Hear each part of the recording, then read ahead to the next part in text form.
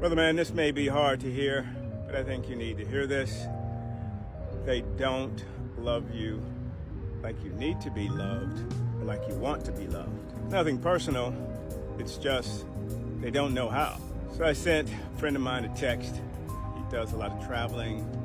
And I said, hey, has your family ever called you to check on you? Not because they needed something or they wanted something or they had something for you to do, just, for your well-being and to see how you're doing. He texted back and said, oh, you got jokes. Again, it's nothing nefarious. They just don't know how.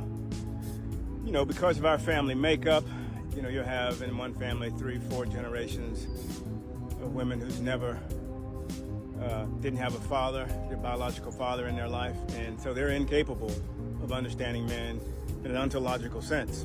The best they can do is watch your behaviors, watch your patterns, and feed that back to you, and they think they know you.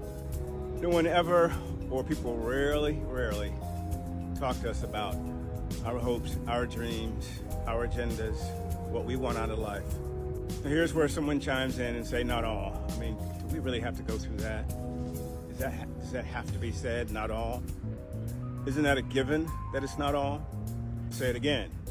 If you didn't have a relationship with your biological father, very, almost impossible for you to understand men in an ontological sense.